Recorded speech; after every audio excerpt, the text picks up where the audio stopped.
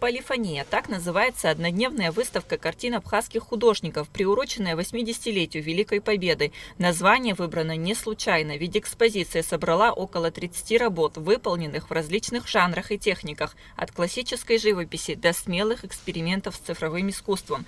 Здесь представлены работы современных художников, исследующих многогранность, разнообразие мира через призму искусства.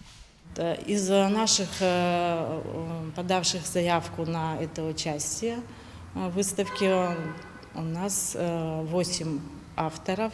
Все связано с тем, что мы отвоевали и наладился мир на той территории, на которой мы живем, проживаем, наши родные и близкие.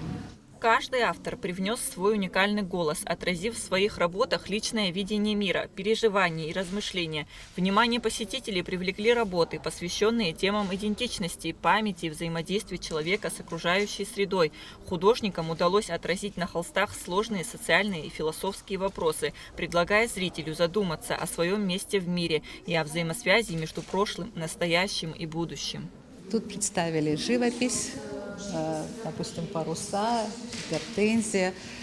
Просто то, что вот душа хотела и нарисовалась, как говорится, изобразилась. Есть работы, графика, которая приурочена, например, в Абхазскую войну. Это 92-го года рисунок, графика. «Скорбь» называется, «Скорбь молодой девушки о погибшем брате или же супруге», и вот ожидание. Чуть-чуть близкие по теме должны были быть, присутствовали работы, и в то же время мир, война, все, чтобы соприкасалось.